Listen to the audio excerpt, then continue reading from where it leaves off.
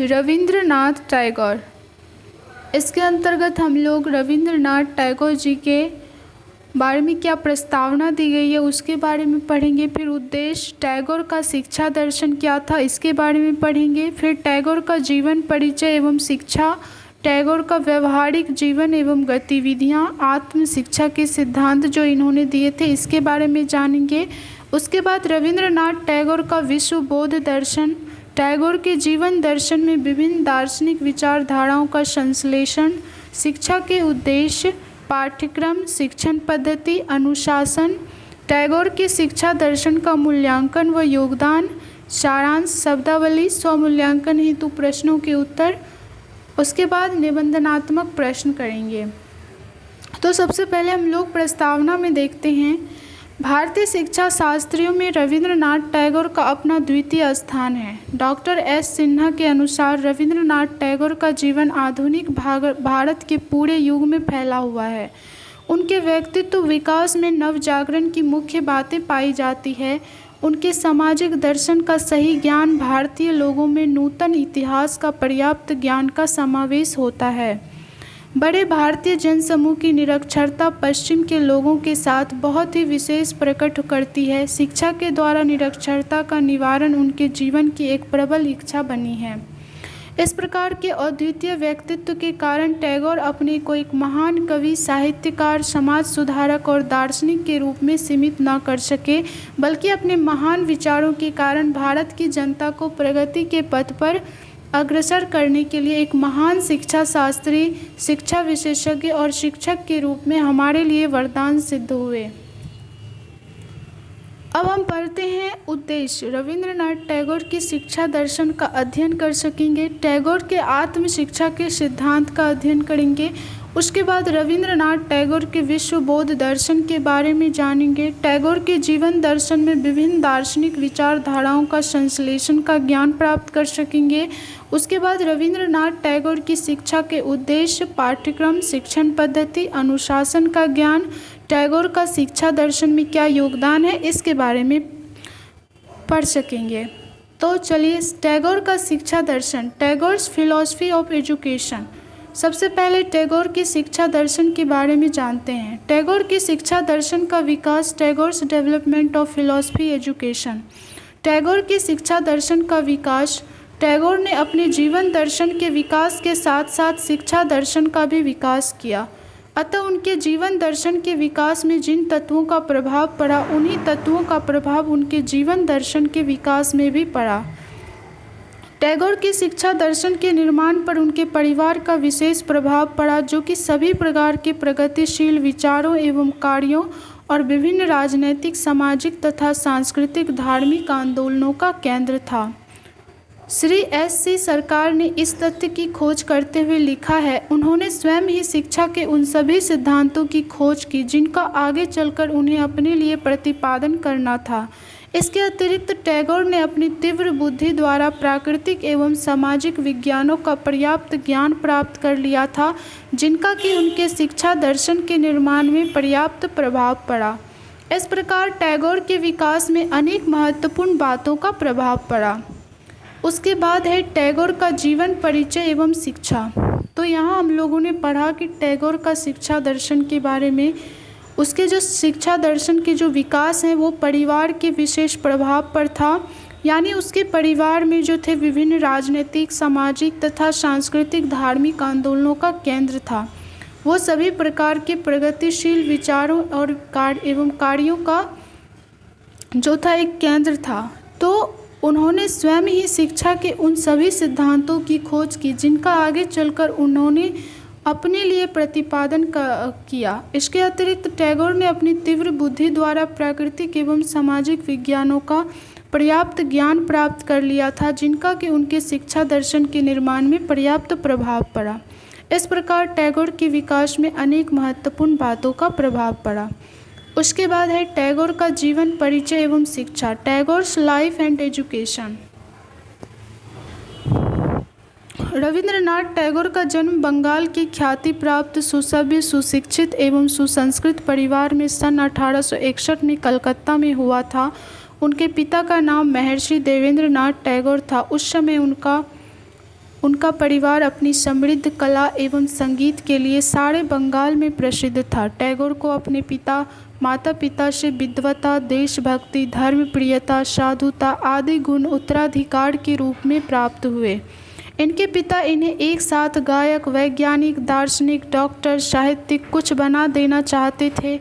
इनका जीवन नौकरों के संरक्षण में व्यतीत हुआ, जो इन्हें घर की चार दीवारी में रखते थे, जिसके कारण उनमें प्रकृति के प्रति प्रेम जागृत हो गया। उसके बाद है शिक्षा, एजुकेशन। प्रारंभ से ही स्कूलों में गलत शिक्षा पद्धति व अध्यापक के तानाशाही व्यवहार के कारण ये स्कूल में ना पढ़ सके। घर पर ही बड़े भाई देवेंद्रनाथ टैगोर व अन्य शिक्षकों की देखरेख में उन्होंने अंग्रेजी, संगीत, साहित्य, कुश्ती, व्यायाम, इतिहास, भूगोल, गणित आदि की शिक्षा प्राप्त की।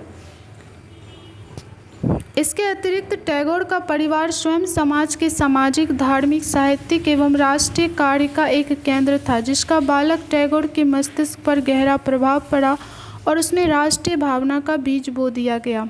इस प्रकार 16 वर्ष तक अस्त व्यस्त ढंग से शिक्षा ग्रहण करने के उपरांत सन 1869 में टैगोर उच्च शिक्षा प्राप्त करने हेतु इंग्लैंड गए। वहाँ से विचार परिवर्तन करने के कारण लंदन चले गए, किंतु वहाँ किसी विद्यालय में प्रवेश नहीं लिया और घर वापस आ गए। लेकिन कुशाग्र बुद्धि तथा भावुक हृदय होने के कारण टैगोर ने अपनी जन्मजात प्रतिभा को और अधिक विकसित कर लिया। उसके बाद हम लोग पढ़ते हैं टैगोर का व्यवहारिक जीवन एवं गतिविधियाँ, practical life and activities of Tagore. सन 1881 में जब वे इंग्लैंड से स्वदेश लौटे तो उनका व्यवहारिक जीवन और भी अधिक व्यवहारिक हो गया।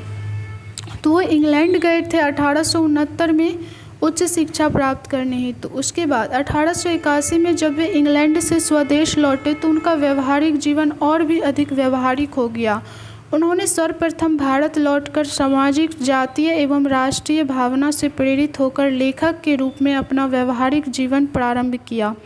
शुरू में वे सन 1881 तक मासिक पत्रिका भारती में तथा इसके बाद सन 1891 से 1894 ईस्वी तक साधना नामक पत्रिका में अपने लेख देते रहे। गीतांजलि उनके सबसे प्रमुख रचना थी, जिस पर उन्हें नोबेल पुरस्कार भी प्राप्त हुआ। अपने विचारों का प्रसार करने के लिए सबसे महत्वपूर्ण कार्य शांति निकेतन की स्थापना सन 1901 में की, जिसे आज हम विश्व भारती विद्यालय के नाम से संबोधित करते हैं। शांति निकेतन में उन्होंने घरेलू उद्योग, ग्राम स्वायत्त शासन, सहकारिता, प्रारंभिक एवं प्रौढ़ शिक्षा का विकास, ग्रामोद्धार, कृषि विश्वविद्यालय, प्रयोगशाला, पुस्तकालय आदि के लिए आध्यात्मिक अनुभूति की ओर कदम बढ़ाए। सन 1912 से 1916 तक उन्होंने विश्व भ्रमण किया और सर्वत्र विश्व शांति, एकता एवं मातृत्व का संदेश दिया। सन 1915 में ब्रिटिश सरकार ने 1916 में उन्हें नाइटहुड की उपाधि प्रदान की। सन 1941 में इनकी मृत्यु हो गई। तो इन्होंने जो है शांति निकेतन की स्थापना की, विश्व भारती विश्वविद्यालय के नाम से जिन्हें संबोधित करते हैं। उसके बाद ये अपने लेख जो है 1881 तक मासिक पत्रिका भारती में तथा उसके बाद 1891 से 1894 ईस्वी तक साधना नामक पत्रिका में अपने लेख देते रहे। गीतांजलि उनके सबसे प्रमुख रचना थी, जिस पर उन्हें नोबेल पुरस्कार भी प्राप्त हुआ है 1913 में। उसके बाद इन्होंने 1912 से लेकर 1916 तक उन्होंने विश्व भ्रमण किया। उसके बाद हो जो 1915 में ब्रिटिश सरकार ने फिर 1916 में उन्हें नाइटहुड की उपाधि प्रदान की। 1948 में इनकी मृत्यु हो गई। 1941 में इनकी मृत्यु हो गई और इनका जन्म हुआ था 1861 में। अब हम लोग आगे पढ़ते हैं रविन्द्रनाथ टैगोर ने जो आत्म शिक्षा के सिद्धांत दिए थे इसके बारे में। आत्म शिक्षा आत्म साक्षात्कार पर आधारित है। आत्म साक्षात्कार की प्रक्रिया शिक्षा की प्रक्रिया के समान आजीवन चलती रहती है। इसमें सबसे अधिक आवश्यक यह है कि शिक्षार्थी को स्वयं अपने में विश्वास हो और अपनी बाह्य आत्मा के मूल में अधिक व्यापक वास्तविक आत्मा के अस्तित्व में विश्वास हो। शिक्षा की प्रक्रिया में वे सब क्रियाएं सहायक हो सकती है जिनमें आनंद की स्वाभाविक अनुभूति मिलती है। यह आनंद आत्मा की प्रतिक्रिया है और इसलिए सुख अथवा संतोष मात्र से भिन्न है। रविंद्र की आत्म शिक्षा व्यवस्था में शिक्षार्थी को निम्नलिखित 3 कार्यात्मक सिद्धांतों को सीखकर उनका प्रयोग करना होता है। पहला है स्वतंत्रता। रविंद्र ने अपनी शिक्षा प्रणाली में शिक्षार्थियों को सब प्रकार की स्वतंत्रता दी है। उन्होंने बुद्धि, हृदय और संकल्प अथवा ज्ञान, भक्ति और कर्म की स्वतंत्रता पर विशेष जोर दिया है। इस स्वतंत्रता को प्राप्त करने के लिए शिक्षार्थी को निष्काम भाव, समता, समन्वय तथा संतुलन का अभ्यास करना आवश्यक है। इससे वह सत्य और असत्य, स्वाभाविक और कृत्रिम, प्रासंगिक और अप्रासंगिक, अस्थायी और अस्थायी, सार्वभौम और व्यक्तिगत तथा विशाल और संकुचित में अंतर कर सकता है तथा सत्य और स्वाभाविक, प्रासंगिक, शाश्वत, समन्वित और विश्वगत तत्वों को ग्रहण कर सकता है। एक बार यह सामर्थ्य उत्पन्न होने के बाद शिक्षार्थी स्वयं अपना निर्देशन कर सकता है। वह स्वयं यह जान सकता है कि कौन कौन से अनुभव और क्रियाएं उसके मार्ग में बाधक है और कौन से साधक हैं। रविंद्रनाथ के अनुसार स्वतंत्रता का अर्थ स्वाभाविकता है। दूसरे शब्दों में, जब बुद्धि, भावना और संकल्प स्वाभाविक रूप से विस्तृत हो तो उसे स्वतंत्रता की स्थिति कहा जा सकता है।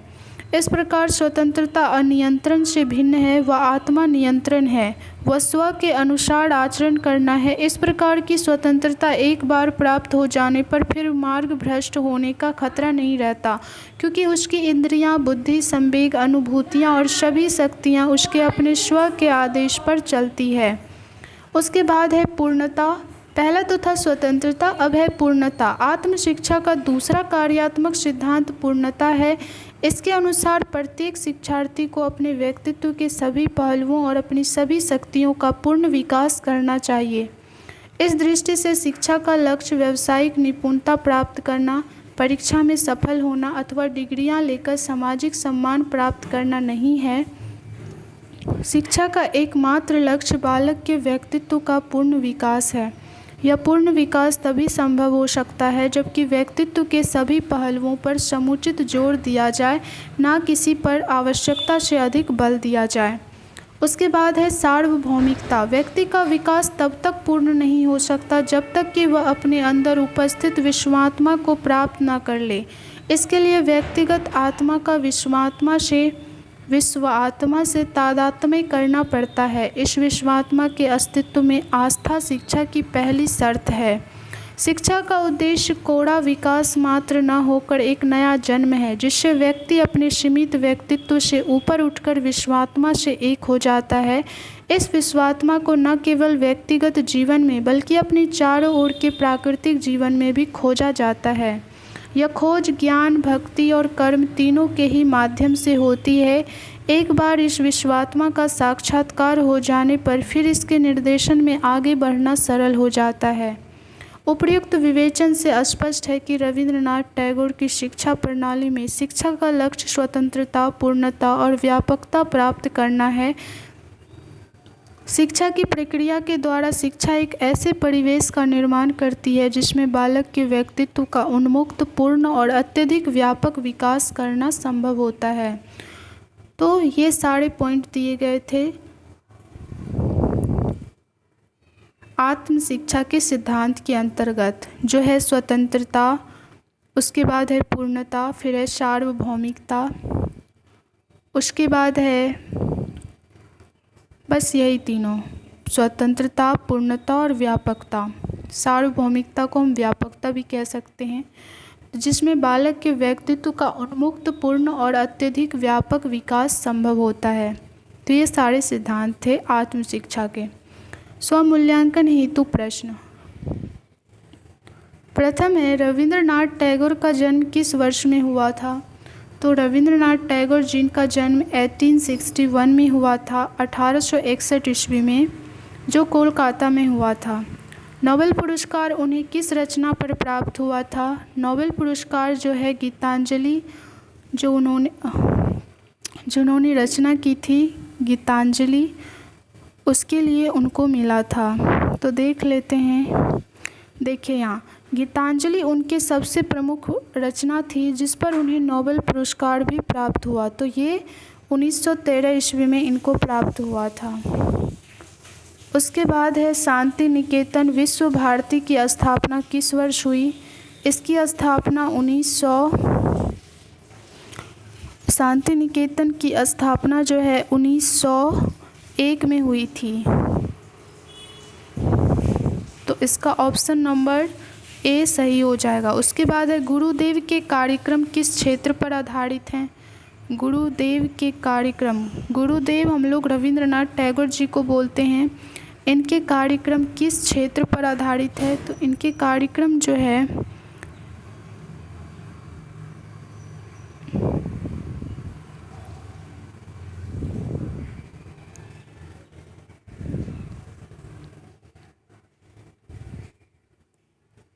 चलिए इसका आंसर ही देख लेते हैं। वैसे हम कह सकते हैं कि इनके कार्यक्रम जो है आत्म शिक्षा पर आधारित है।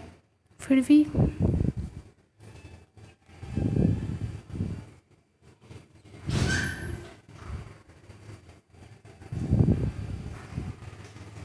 स्वमूल्यांकन हेतु प्रश्न। तो इनके गुरुदेव के सभी कार्यक्रम ग्राम सेवा, समाज सेवा, राष्ट्र सेवा, प्रेम और अंतर्राष्ट्रीय अवबोध पर आधारित थे। रविन्द्रनाथ टैगोर जी के जो क्षेत्र हैं वो है ग्राम सेवा, समाज सेवा, राष्ट्र सेवा, प्रेम और अंतर्राष्ट्रीय अवबोध पर आधारित। ये हम जीवन दर्शन के अंतर्गत पढ़े थे।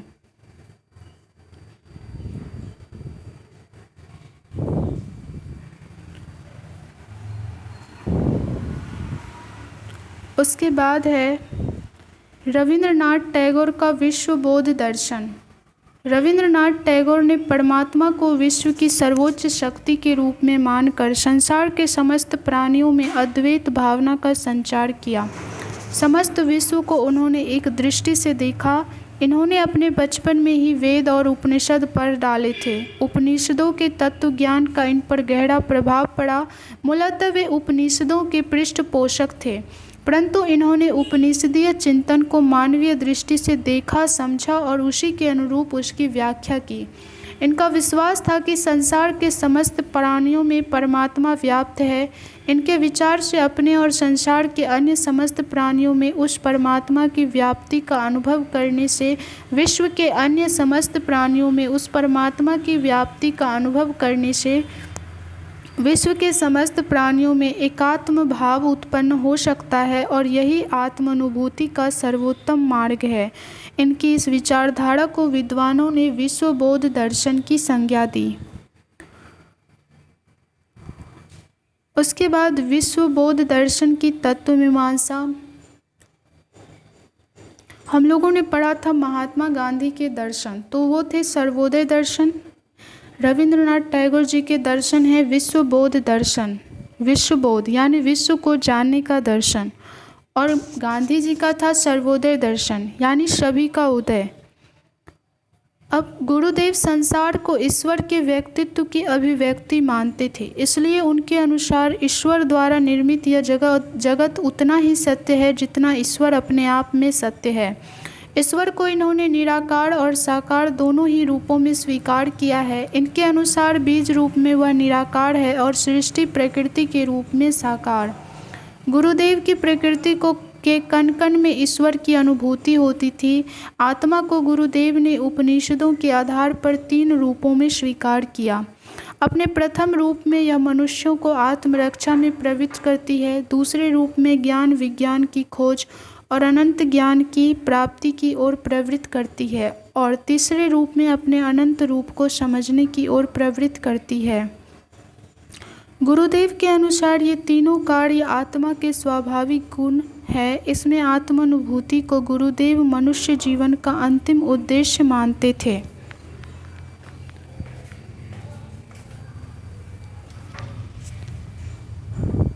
विश्व बोध दर्शन की ज्ञान मीमांसा, ये तो थे तत्व मीमांसा। उसके बाद है विश्व बोध विश्वबोध दर्शन की ज्ञान मीमांसा। ज्ञान प्राप्ति के साधनों के सहसंबंध में गुरुदेव ने स्पष्ट किया है कि आध्यात्मिक तत्वों का ज्ञान सूक्ष्म माध्यमों द्वारा तथा भौतिक वस्तुओं एवं क्रियाओं का ज्ञान भौतिक माध्यमों द्वारा प्राप्त होता है। सूक्ष्म माध्यमों में इन्होंने प्रेम योग के महत्व को स्वीकार किया है। इन्होंने स्पष्ट किया कि आध्यात्मिक तत्व के ज्ञान के लिए सबसे सरल मार्ग प्रेम मार्ग है। प्रेम ही हमें मानव मात्र के प्रति संवेदनशील बनाता है, यही हमें एकात्म भाव की अनुभूति कराता है और यही हमें आत्म अनुभूति अथवा ईश्वर की प्राप्ति कराता है।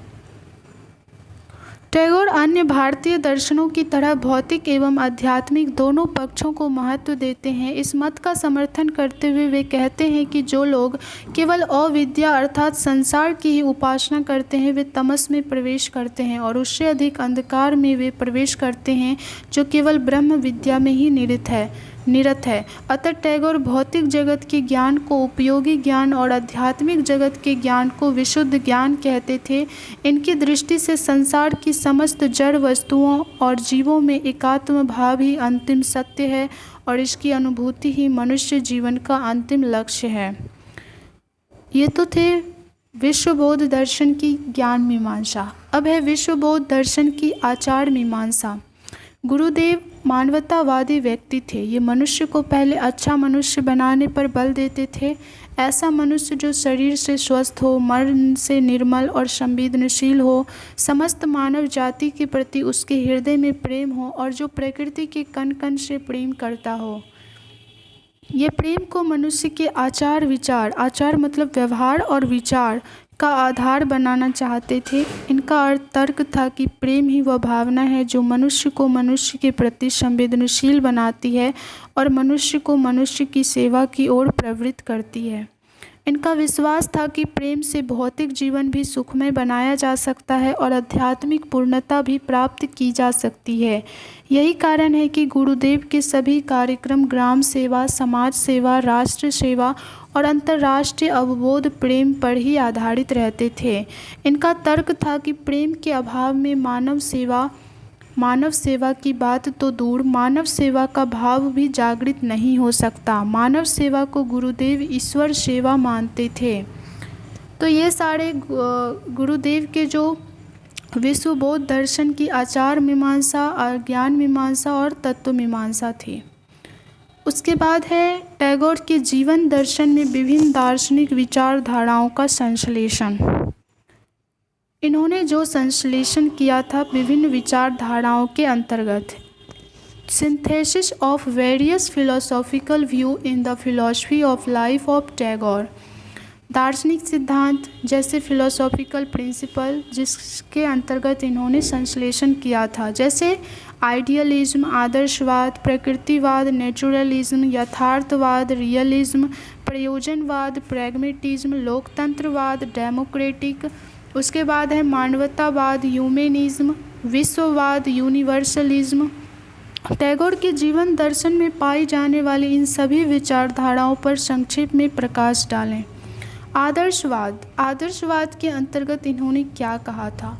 अपनी आदर्शवादी भावना से प्रेरित होकर टैगोर ने भौतिकवादी प्रगति के संबंध में खेद प्रकट करते हुए कहा है कि मनुष्य भौतिक वस्तुओं को पाने के लिए व्याकुल है, जिससे कि वह अमर सत्य को पाने में असमर्थ हो गया है। इनका विचार है कि ईश्वर की विश्व में रहकर प्राप्ति की जाती है।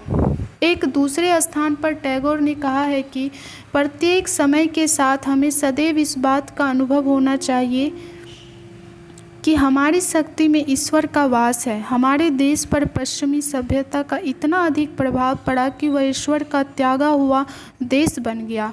टैगोर का विश्वास है कि हम पुनः आध्यात्मिक संस्कृति एवं जीवन का सृजन कर देते हैं। इसके लिए उन्होंने आत्मा की पूर्ण स्वतंत्रता और उसकी अभिव्यक्ति के लिए अनुकूल परिस्थितियों पर बल दिया। उसके बाद प्रकृतिवाद नेचुरलिज्म। टैगोर प्रारंभ से ही प्रकृति एवं प्राकृतिक सौंदर्य के उपासक रहे हैं। वे जब अप्राकृतिक वातावरण से युक्त विद्यालय में गए तो उन्हें उसकी अस्वाभाविकता अनुभव हुई और वे उसके विरुद्ध प्रतिक्रियाशील हो उठे और रूसों की भांति पुकार उठे, प्रकृति की ओर चलो। अपने प्रकृतिवादी दर्शन में प्रकृति को महान शिक्षक, ग्रेट टीचर माना है। उन्होंने मानव प्रकृति को समझने एवं अपने आप को समाजीकृत करके आगे बढ़ाने के संदेश दिया। टैगोर ने प्रकृति को एक ऐसा केंद्र बिंदु बताया है जहाँ पर सभी मनुष्यों की इच्छाएं, आकांक्षाएं एवं अभिलाषाएं एक होती है। इस प्रकार टैगोर ने प्रकृति संबंधी विचारों के आधार पर मानव एकता की ओर संकेत किया है। टैगोर का विचार है कि प्रकृति में आरंभ से परिपूर्ण सादा जीवन होता है, जहाँ पर अत्यधिक स्थान, शुद्ध वायु एवं गंभीर शांति होती है। प्रकृति में मनुष्य आगामी शाश्वत जीवन के लिए पूर्ण विश्वास से रहता है। उसके बाद जो यथार्थवाद, रियलिज्म के बारे में इनका विचार था, टैगोर ने अपने जीवन में भारतीय यथार्थवाद एवं पाश्चात्य यथार्थवाद के बीच अद्वितीय समन्वय स्थापित किया है। इस समन्वय के आधार पर उन्होंने भारत के लिए एक ऐसी संस्कृति के विकास के लिए बल दिया है जिसमें एक और नैतिक, चारित्रिक एवं शाश्वत मूल्य एवं सत्यों का समावेश हो। टैगोर ने इस यथार्थवाद को सामने रखते हुए कि भारत एक ग्रामीण देश है और किसी देश की जनता तभी प्रगति कर सकती है जबकि उसे देश में जीवन की आवश्यकताओं की पूर्ति करने के लिए वस्तुओं एवं साधनों का अत्यधिक उत्पादन किया जाए।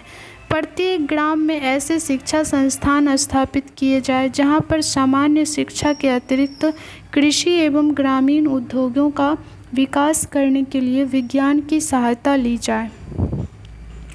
तो ये यथार्थवाद के अंतर्गत कहा गया था भारतीय संदर्भ में। उसके बाद प्रयोजनवाद, प्रैग्मेटिज्म। टैगोर एक आदर्शवादी दार्शनिक होते हुए भी उनका प्रयोजनवादी दृष्टिकोण था। उनका यह विचार था कि भौतिकवादी आदर्शों का अंधानुकरण न करके उन्हें तभी स्वीकृत किया जाए जबकि उनकी परख कर ली जाए। उनके प्रयोजनवादी दृष्टिकोण की पुष्टि करता है सुप्रसिद्ध प्रयोजनवादी दार्शनिक श्री डीवी की भांति टैगोर भी शिक्षा को जीवन से संबंधित करने के पक्ष में थे। वे शिक्षा एवं शिक्षार्थियों को समाज व समुदाय से संबंधित रखना चाहते थे। उनका विचार है शिक्षा का लक्ष्य केवल एक अच्छा क्लर्क या एक तकनीशियन बनाना नहीं है, बल्कि यह तो एक पूर्ण मनुष्यत्व के अनुभव को पूर्णता द्वारा विकसित करना है। उसके बाद लोकतंत्रवाद के अंतर्गत इन्होंने जो कहा है डेमोक्रेटिक। टैगोर के दार्शनिक विचारों में लोकतंत्रवाद की भी झलक मिलती है। वे जमींदार होते हुए भी जनता के प्रति भ्रातृत्व भाव भी रखते थे और उनकी स्वतंत्रता पर बल देते थे। टैगोर ने बताया कि एक देश की सुख संपन्नता जनसाधारण की शिक्षा पर निर्भर करती है। टैगोर इस बात को अच्छी तरह समझते थे कि जब तक जनसाधारण के लिए शिक्षा की व्यवस्था नहीं की जाती तब तक भारत में जनतंत्र की कल्पना करना निरर्थक है। अतः टैगोर ने सार्वभौमिक शिक्षा एवं जनसाधारण की शिक्षा के लिए मांग की।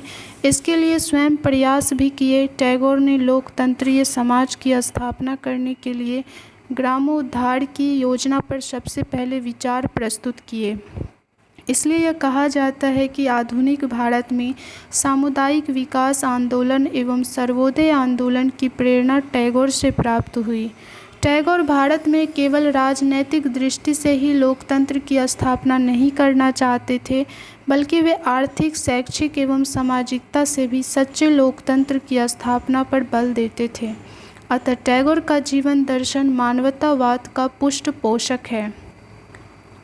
उसके आगे हम लोग पढ़ेंगे मानवतावाद के अंतर्गत इन्होंने क्या कहा और विश्ववाद के अंतर्गत इन्होंने क्या कहा। तो चलिए, टैगोर के जीवन दर्शन में मानवतावाद की अत्यधिक झलक मिलती है। उनके लेख मानवतावादी विचारों से ओतप्रोत हैं। टैगोर के मानवतावाद की एक अन्य उल्लेखनीय प्रवृत्ति सामान्य एवं सरल मानव जीवन के आनंद की खोज है। अपनी इस धारणा के परिणाम स्वरूप टैगोर ने अपनी कविता कवि कलम में लिखा है, मैं तो मानवतावाद के हृदय में वास करने का अत्यंत इच्छुक हूँ। अपनी इस इच्छा की पूर्ति करने के लिए टैगोर ने लोक शिक्षा की योजना तैयार की और इनके लिए विभिन्न केंद्र स्थापित किए ताकि बहुत से स्त्री पुरुष मानवीकृत किए जा सके। टैगोर ने कहा, मानवता के सार्वभौमिक हृदय एवं अंतर में ईश्वर का वास है। तो ये मानवतावाद के अंतर्गत इन्होंने कहा। उसके बाद है विश्ववाद, यूनिवर्सलिज्म। टैगोर भारतीय दर्शन, विशेषकर औपनिषदीय दर्शन से प्रभावित होकर विश्ववाद की तरफ भी उन्मुख हुए। उन्होंने सृष्टि की समस्त वस्तुओं को विश्ववाद एवं मानवतावादी दृष्टिकोण से देखना शुरू किया। टैगोर ने अपने विश्ववाद को सभ्यताओं के एकीकरण के रूप में व्यक्त किया। अपनी विश्ववाद की इस धारणा के आधार पर टैगोर ने विश्व भारती की स्थापना की। तो ये सारे पॉइंट जो थे जिसका विश्लेषण टैगोर जी ने अपने शब्दों में किया था, ये सारे प्रमुख हैं, जैसे आदर्शवाद, नेचुरलिज्म यानी प्रकृतिवाद, रियलिज्म यथार्थवाद, प्रयोजनवाद प्रैग्मेटिज्म, लोकतंत्रवाद डेमोक्रेटिक, मानवतावाद ह्यूमैनिज्म और उसके बाद विश्ववाद यूनिवर्सलिज्म। तो ये सारे पॉइंट 7 जो हैं रविन्द्रनाथ टैगोर जी के दार्शनिक विश्लेषण हैं, दार्शनिक विचारधाराओं के विश्लेषण हैं। टैगोर के जीवन दर्शन में विभिन्न दार्शनिक विचारधाराओं का विश्लेषण। इसके बाद हम लोग पढ़ेंगे टैगोर जी ने शिक्षा के क्या क्या उद्देश्य बताए हैं इसके बारे में।